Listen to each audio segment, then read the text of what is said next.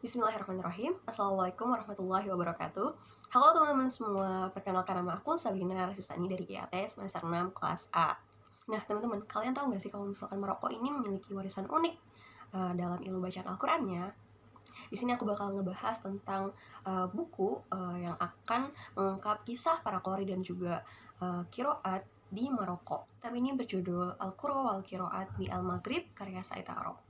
Kitab ini memiliki 247 halaman, kemudian terdiri dari pendahuluan dan juga mencangkup 4 bab utama. Di dalam kitab ini membahas sebuah kajian historis tentang kiroat di Maroko sejak kemunculannya hingga pertengahan pada abad ke-14 Hijriah. Kemudian juga menjelaskan tentang tokoh-tokoh Qori terkenal serta warisan yang mereka tinggalkan. Kita masuk pada penjelasan yang lebih menyeluruh di dalam kitab tersebut.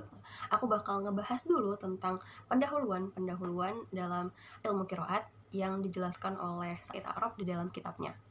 Pada pendahuluan ini terdapat beberapa poin, yaitu yang pertama ada kapan Al-Quran masuk ke Maroko, kemudian bagaimana bacaan Al-Quran masyarakat Maroko, lalu kapan ilmu kiroat ini masuk ke Maroko.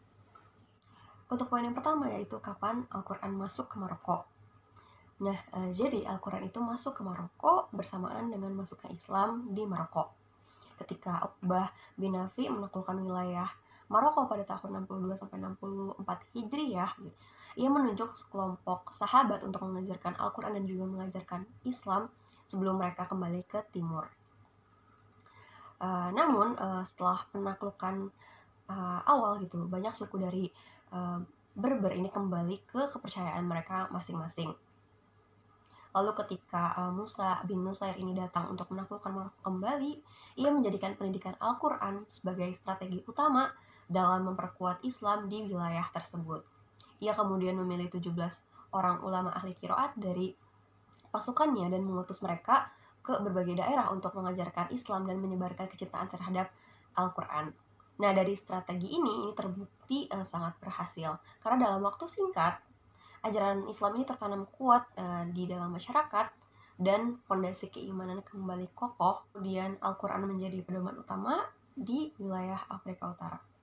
Kemudian Al-Quran yang terkenal di Maroko yaitu Mushaf Uqbah bin Nafi, yang mana beliau merupakan penakluk Maroko pada tahun 62 sampai 63 Hijriah. Kemudian poin yang selanjutnya yaitu kiroat masyarakat Maroko. Jadi dulu masyarakat Maroko ini menggunakan kiroat Hamzah gitu, dan hanya kalangan khusus saja yang menggunakan kiroat Nafi.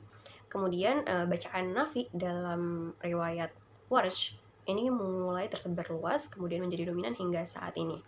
Dan orang yang pertama kali membawa kiroat Nafi ke wilayah Maroko dan berperan sangat besar dalam penyebarannya itu adalah Abu Abdullah ibnu Qairun al-Andalusi al-Qayrawani. Nah, penyebaran kiroat ini juga kemungkinan besar dipengaruhi oleh dominasi mazhab Maliki di wilayah tersebut, karena Nafi adalah guru dari Imam Malik. Lalu bagaimana awal mula masuk ke ilmu kiroat ke Maroko? Jadi Abu Bakar Al-Zubaidi itu menyebutkan bahwasanya Abu Musa Al-Hawari ini melakukan perjalanan ke timur pada awal kekhalifahan Abdurrahman Ad-Dakhil. Di sana ia bertemu dengan Imam Malik dan kemudian dianggap sebagai orang pertama yang membawa ilmu kiroat ke Andalusia dan menulis tentangnya gitu. Namun tampaknya kiroat ini belum terkenal dan juga belum tersebar luas melalui perantara beliau. Lalu ada juga riwayat yang menyatakan bahwa ilmu kiroat ini belum dikenal di Andalusia hingga akhir abad ke-4 Hijriah. Dan orang yang membawa ilmu kiroat ke wilayah barat Islam adalah Abu Amr al-Tan Maniki. Kemudian ilmu ini dikembangkan oleh Al-Qayrawani. Lalu datanglah Imam Al-Hafiz Abu Amr ad-Dani yang merupakan imam kiroat dan guru para qori pada masanya. Ia mencapai puncak dalam ilmu ini dan menjadi rujukan utama serta menjadi perawi utama sanad kiroat. Kemudian karyanya yang paling diandalkan oleh para ulama adalah kitab At-Taisir. Baik, langsung saja kita masuk ke bab yang pertama, yaitu tentang kiroat Nafi, yang mana pada bab ini terdapat dua bagian, yaitu yang pertama ada asal-usul kiroat Nafi, kemudian ada rasam dan juga dobet dalam kiroat Nafi. Kemudian kita masuk ke bagian yang pertama, yaitu asal-usul kiroat Nafi. Sebelumnya kita pasti bertanya-tanya, siapa sih Imam Nafi itu? Jadi nama lengkap Imam Nafi adalah Abu Ruwaim Nafi bin Abdurrahman bin Abi Nuaim al-Madani. Beliau merupakan salah satu dari 7 imam qiraat. Beliau ini belajar qiraat itu dari sekitar 70 tabi'in di Madinah. Para tabi'in ini belajar dari Ibnu Abbas yang meriwayatkannya dari Ubay bin Ka'ab, kemudian mendapatkan qiraat langsung dari Nabi Muhammad SAW. Lalu Nafi ini mengajarkan qiraat dalam waktu yang sangat lama dan dikenal sebagai imam yang ahli dalam berbagai qiraat. Di Maroko, awalnya qiraat yang terkenal adalah qiraat Hamzah, tetapi seiring berjalannya waktu, qiraat Nafi menjadi terkenal dan dijadikan sebagai qiraat yang utama di Maroko. Lalu orang yang menjadi pelopor dari penyebaran qiraat Nafi ini yaitu adalah Al-Qayrawani. Beliau menyebarkan qiraat Nafi, lalu juga sebagai seorang yang mengajarkan qiraat Nafi ke masyarakat Maroko. Kemudian Imam Nafi ini memiliki banyak murid, dan muridnya yang paling terkenal itu ada Warash, Qalun, lalu ada Al-Azraq, dan juga Abu Nasir. Yang pertama ada Warash. Nah, Warash nama lengkapnya adalah Abu Said Utsman bin Said al-Misri, dikenal dengan julukan Warash. Ia ini adalah guru besar dari para qori dan ilmu qiraat, imam qiraat pada masanya. Beliau ini melakukan perjalanan ke Madinah untuk belajar kepada Imam Nafi dan menyelesaikan beberapa hataman di hadapan Imam Nafi. Warsh ini memiliki beberapa pilihan qiraat yang berbeda dengan Nafi, tetapi tetap menjadi rujukan terpercaya dalam ilmu qiraat. Lalu yang kedua ada Qalun. Nah, Qalun ini memiliki nama lengkap Abu Musa Isa bin Mina bin Wardan bin Isa al-Madani. Beliau dikenal dengan julukan Qalun. Beliau merupakan salah satu qori yang terkenal dari Madinah dan imam dalam ilmu bahasa Arab dan juga qiraat. Beliau ini tuli gitu, tetapi mampu memahami bacaan Al-Quran hanya dengan melihat gerakan bibir pembaca.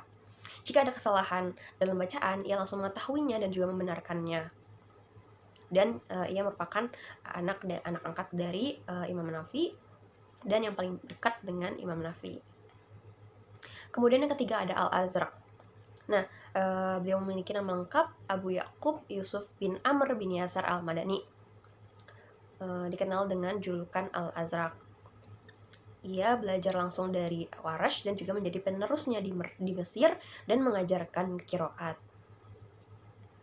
Lalu yang keempat ada Abu Nasir. Beliau memiliki nama lengkap Muhammad bin Harun Ar-Rabi al-Baghdadi. Beliau merupakan salah satu ulama qiraat terkenal yang menjadi perawi dari riwayat Qalun. Pada bagian ini juga disebutkan bahwa terdapat 3 jalur yang terkenal dalam qiraat Imam Nafi, yaitu yang pertama ada jalur Imam Ad-Dani, lalu yang kedua ada jalur Abu Muhammad Makki bin Abi Thalib, dan yang ketiga ada jalur Ibnu Syuraih. Lalu karena yang terkenal di sini adalah di Maroko adalah riwayat Nafi dari Qalun dan juga Warash.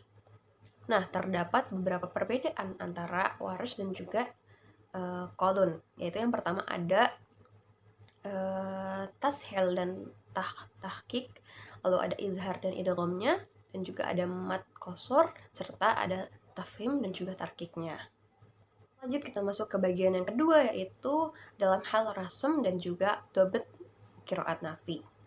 Nah, sisi lain dari ilmu qiraat yang juga mendapat perhatian besar adalah ilmu rasm dan juga dobet. Nah, banyak ulama dari kalangan terdahulu maupun masa kini ini menulis karya-karya pada bidang rasm dan juga dobet.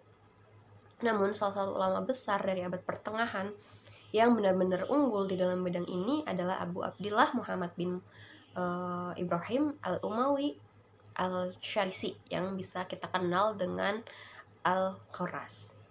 Julukan Al-Kharraz ini berasal dari profesi awal beliau, yaitu sebagai pembuat sepatu atau barang kulit.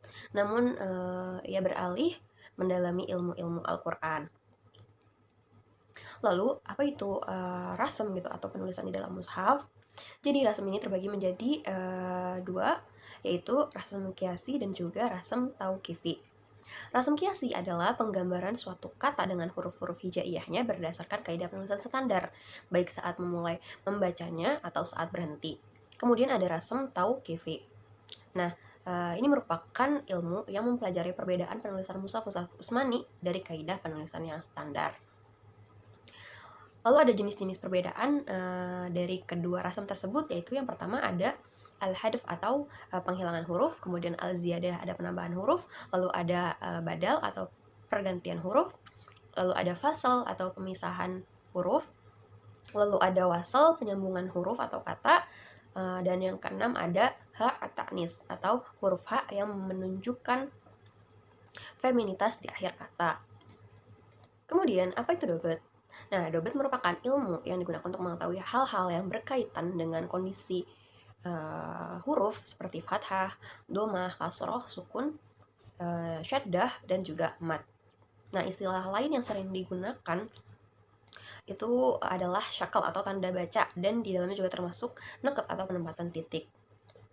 Nah, salah satu dari manfaat ilmu ini adalah untuk menghilangkan ambiguitas dan juga kesamaran pada huruf. Seperti yang kita ketahui bahwasanya orang-orang Arab ini pada awal tidak menggunakan titik dan juga tanda baca. Mereka hanya menggambarkan harokat sebagai huruf-huruf. Seperti fathah digambarkan dengan huruf alif yang ditulis setelah huruf yang berharokat fathah, doma digambarkan dengan wawu yang ditulis setelah huruf berdomah, dan kasroh digambarkan dengan ya setelah huruf berkasroh. Namun ketika para sahabat menuliskan mushaf Al-Quran, mereka tidak mencantumkan huruf-huruf tersebut sebagai lambang dari harokat gitu, karena khawatir akan tertukar dengan huruf-huruf mat dan juga lin gitu. Dan karena pada masa itu memang belum ada sistem tanda baca seperti sekarang. Kemudian pendapat yang paling kuat menyebutkan bahwa Abu Aswad al-Duali itu adalah merupakan orang yang pertama kali mencetuskan sistem dabet dan merancang sistem ini dalam bentuk titik-titik yang menyerupai titik-titik i'jam atau titik pembeda huruf tetapi berbeda warna. Kemudian datanglah Al-Khalil Ibnu Ahmad Al-Farahidi yang menyempurnakan sistem tersebut dengan menciptakan 3 bentuk utama yang berasal dari huruf-huruf mat, serta menambahkan bentuk tanda syiddah berupa huruf shin, lalu membuat juga tanda untuk hamzah, ishmam, dan rum, lalu membuat simbol khusus bagi masing-masing tanda tersebut. Kemudian kita lanjut ke bab yang kedua, yaitu tentang qiraat sab'ah. Jadi qiraat atau bacaan ini merupakan ilmu yang diketahui darinya kesepakatan dan juga perbedaan para perawi dalam hal bahasa, i'rab, penghilangan dan juga penetapan huruf atau kata, pemisahan dan penyambungan kata dari sisi riwayat atau transmisi. Sedangkan qori adalah orang yang memahami pelafalan serta meriwayatkannya secara langsung melalui transmisi lisan. Di mana metode orang Maroko mempelajari qiraat 7. Jadi jika seorang murid ini telah menghafal Al-Quran dengan riwayat Warsh gitu, maka dia akan menambahkan riwayat Qalun dalam satu atau beberapa kali khataman sesuai kemampuan akan hafalannya. Kemudian setelah ia menguasai qiraat Nafi, maka ia melanjutkan dengan qiraah Ibnu Katsir dari kedua perawinya dalam satu atau lebih khataman. Kemudian setelah menguasai 2 qiraat tersebut, ia lanjut dengan qiraat Abu Amr al-Basri dari 2 perawinya juga dalam satu atau beberapa kali khataman. Setelah berhasil menguasai 3 qiraat tersebut, ia akan menggabungkan 4 qiraat lainnya beserta 8 riwayatnya semuanya sekaligus. Kemudian terus mempelajarinya hingga mencapai tingkat yang ia sendiri atau gurunya anggap cukup, lalu mendapatkan izin ijazah untuk berhenti atau mengajar jika dianggap layak. Kita masuk ke bagian yang pertama, yaitu para qori pada masa dinasti Marinid dan warisan ilmiah mereka. Salah satu qori'nya yaitu Abu Hasan al-Marini, yang merupakan tokoh pertama yang mendirikan Madrasah al-Sabiyin, yaitu sekolah pengajaran 7 bacaan Al-Quran di Fes al-Jadid pada tahun 720 Hijriah.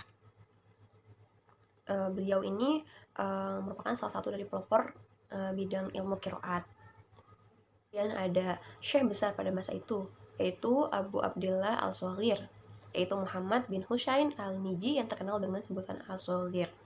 Beliau ini menimba ilmu daripada para ulama besar pada masanya seperti Abu Abbas al-Filali, Abu Hasan al-Wahri, Abu Rashid al-Harfawi, dan yang lainnya.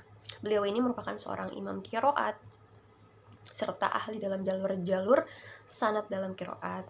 Beliau mengajarkan berbagai macam qiraat beserta sanad-sanad di kota Fes, hingga Abu Zaid al-Manjur mengatakan bahwa sebagian besar sanad qiraat 7 dan 10 wilayah Maghrib itu bersumber dari jalurnya. Lalu kita masuk ke topik-topik yang berkaitan dengan ilmu qiraat, yaitu yang pertama ada ilmu funun Al-Quran atau ragam ilmu Al-Quran. Salah satu tokoh yang menaruh perhatian besar pada ilmu ini yaitu Abu Ali Al-Shusawi yang merupakan pakar qiraat. Beliau kemudian menyusun kitab yang berjudul Al-Fawaid Al-Jamilah fil Ayat Al-Jalilah. Nah, dalam kitab ini yang membahas tentang persoalan penting dalam ulum Al-Quran. Kemudian yang kedua ada ilmu tajwid. Nah, ilmu tajwid ini merupakan ilmu yang membahas tentang tempat keluar masuknya huruf, serta bagaimana cara memanjangkan, memendekkan, memudahkan, merendahkan suara, atau menebalkan.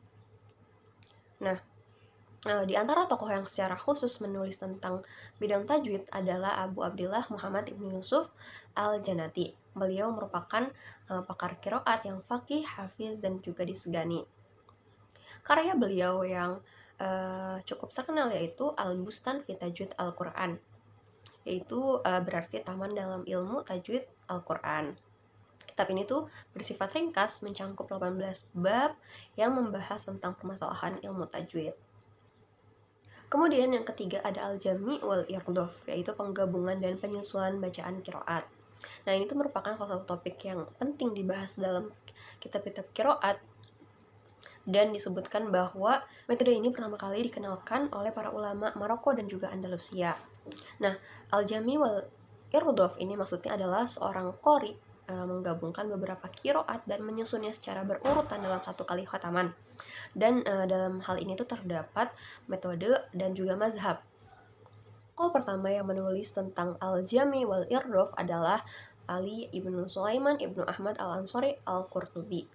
Beliau membagi jenis-jenis pembacaan qiraat yang terbagi menjadi 3 macam, yaitu tahqiq, hadr, dan juga tadwir. Lalu asal-usul dari metode Jami wal Irdhaf ini yaitu muncul pada abad kelima Hijriyah pada masa Ad-Dani Ibnu Syita, Al-Ahwazi, dan Al-Hudali. Terdapat 3 metode dalam menggabungkan bacaan qiraat, yaitu yang pertama ada Al-Jami bil Al-Haraf, yang kedua ada Jami bil Al-Waqaf, dan yang ketiga ada Al-Madhab Al-Murakkab. Dan yang terakhir ada ilmu al-hutiyat atau statistik Al-Quran.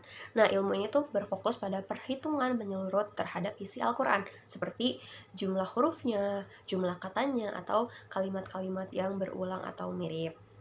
Nah, ilmu ini tuh muncul sebagai cabang kajian yang menganalisis struktur, statistik, dan juga susunan teks Al-Quran, serta memiliki keterkaitan dengan ilmu i'jaz atau kemukjizatan angka di dalam Al-Quran.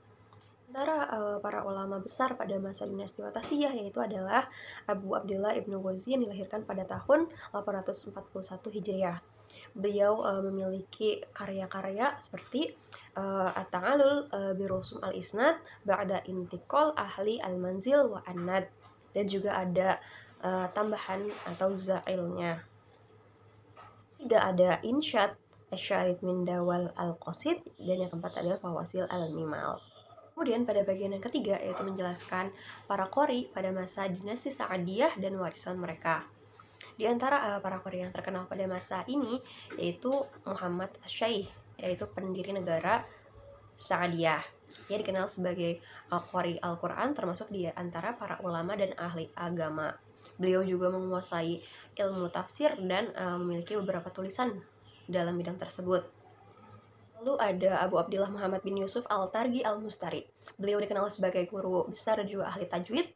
Beliau menguasai ilmu qiraat secara mendalam dan bahkan dikenal sebagai pendidik anak-anak para raja, sehingga banyak orang itu mendatangi rumahnya dari segala penjuru untuk belajar.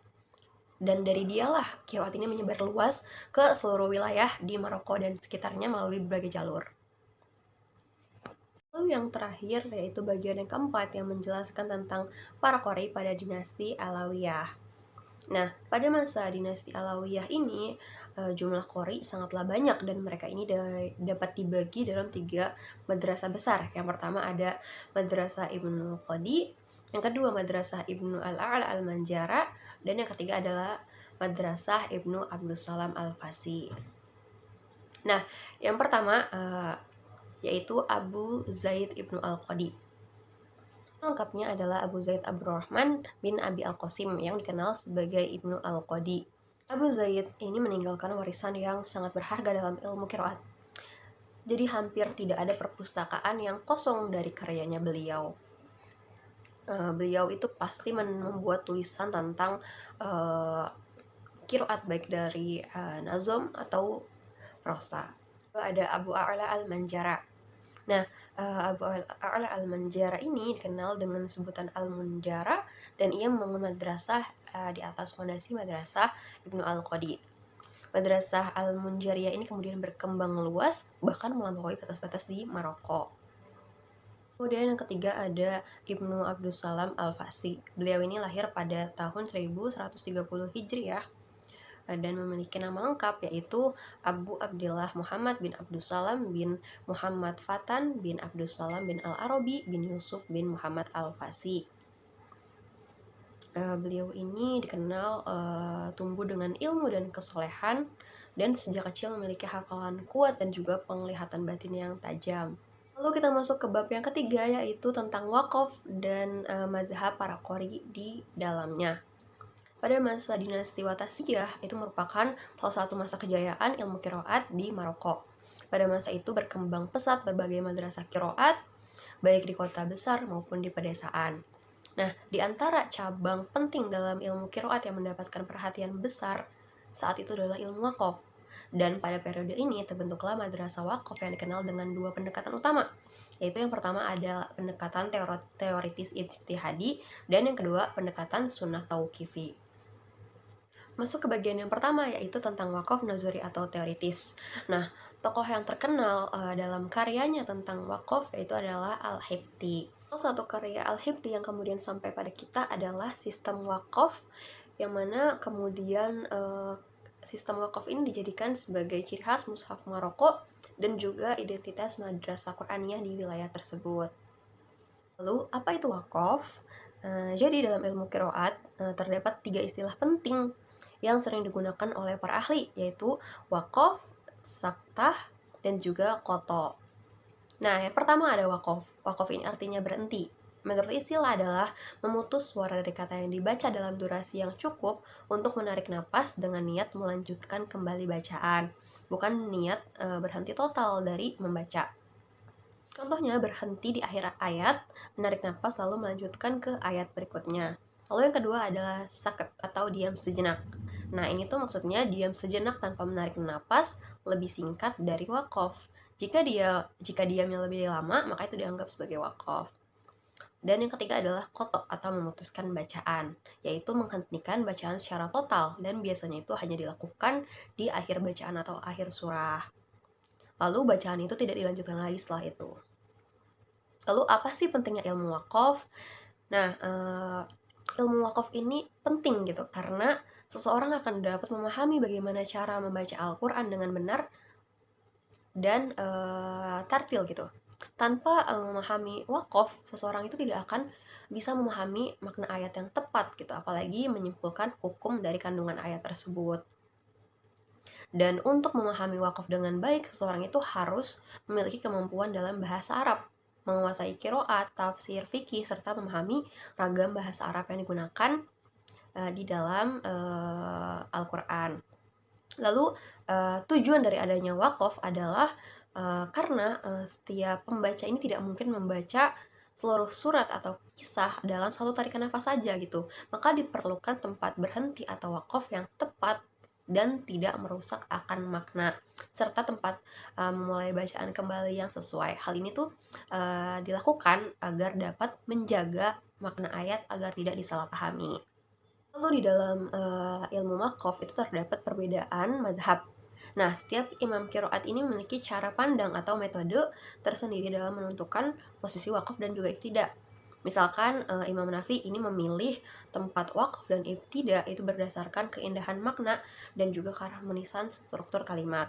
Lalu untuk ulama Syam, untuk wilayah Suriah dan sekitarnya itu juga mengikuti metode yang sama dengan Imam Nafi, yaitu mengutamakan akan pemahaman makna ayat dalam menentukan wakaf. Lalu kita masuk ke bagian yang kedua, yaitu tentang wakaf sunni.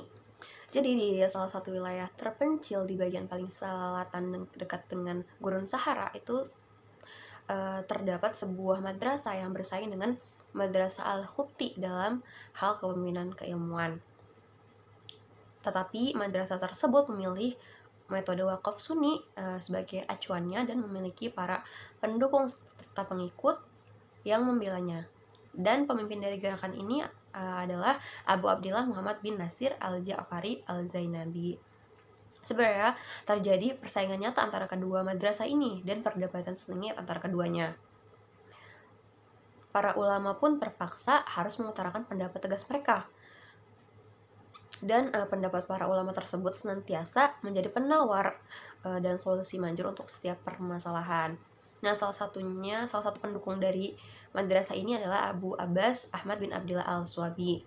Meskipun Abu Abbas Al-Swabi ini bukan merupakan seorang qori besar, namun ia ini merupakan pemilik sebuah madrasah yang menyebarkan panji-panji tajwid dalam waktu yang cukup lama. Beliau juga mendedikasikan sebagian besar hidupnya untuk mengajarkan Al-Quran dan juga memerangi bacaan Al-Quran yang menyimpang. Bahkan ia secara terang-terangan mengumumkan perang terhadap wakaf Al-Qubti dan menulis risalah-risalah khusus dalam menentangnya. Kemudian kita masuk ke bab yang terakhir, yaitu tentang simbol dan juga jumlah. Jadi pada abad sebelum 13 Hijriah ini berakhir, jejak-jejak seni seperti ilmu wakaf dan juga ibtidah ini hampir lenyap. Tetapi ilmu qiraah ini justru semakin menyebar luas di pedesaan dengan cara yang belum pernah terjadi sebelumnya gitu. Dan setiap kabilah ini memiliki 3 madrasah, dan rombongan para pelajar ini akan berdatangan kemudian belajar di sana. Lalu tidak ada guru yang diangkat secara tetap di madrasah tersebut kecuali mereka yang sudah bisa menguasai 7 qiraat. Namun demikian, para mayoritas qori di sana pada masa itu ini bisa dikatakan masuk ke dalam kategori qori ummiyin atau pembaca yang tidak menguasai teori atau tulisan secara mendalam. Hal ini tuh terlihat jelas dari tulisan-tulisan mereka, terus syair yang mereka karang, dan juga bidang-bidang yang mereka kuasai. Kemudian kita masuk ke bagian yang pertama, yaitu simbol dan simbolisme. Nah, awal mula kemunculan dari simbol-simbol ini adalah dari negeri Andalusia, yaitu ketika bid'ah al-jami wal irdhaf ini mulai menyebar sebagaimana sebagian orang menyebutnya. Dan orang yang pertama kali menggunakan simbol-simbol dalam karyanya ini yaitu Abu Qasim As-Sabiti. Beliau berusaha meringkas nama-nama imam qiraat 7 dan para perawinya sesuai dengan huruf abjad. Salah satu bentuk bacaan qiraat yaitu simbol ta yang digunakan untuk merujuk kepada 3 imam dari Kufah, yaitu Asim, Hamzah, dan Al-Kisai. Kemudian simbol kha yang digunakan untuk menunjukkan semua imam kecuali Imam Nafi. Dan simbol zal yang merujuk kepada imam-imam Kufah dan Ibnu Amr jika mereka sepakat dalam suatu bacaan. Lalu simbol zo itu digunakan untuk menunjukkan imam-imam Kufah dan juga Ibnu Katsir, dan gha itu untuk Asim, Hamzah, Al-Kisai, serta Abu Amal Al-Basri. Dan yang terakhir yaitu simbol shin yang dikhususkan untuk Hamzah dan juga Al-Kisai. Para qori pun membagi simbol-simbol ini ke dalam kedua jenis, yaitu yang pertama simbol yang digunakan dalam struktur bacaan qiraat, yang kedua simbol yang digunakan dalam rasem atau tulisan mushaf. Kemudian simbol-simbol ini pun dibagi menjadi beberapa jenis, yaitu yang pertama ada simbol qalun, yang kedua simbol Ibnu Katsir yang disebut Haromi, yang ketiga simbol Al-Basri yang disebut Sama, yang keempat simbol Al-Sami yang disebut Ibnu Amir, yang kelima simbol Hamzah, yang keenam simbol untuk 7 bintang atau disebut juga Al-Syaih, dan yang ketujuh ada simbol Al-Shaghir atau 10 qiraah minor. Masuk ke bagian yang terakhir pada bab 4 ini, yaitu tentang al-adat atau perhitungan.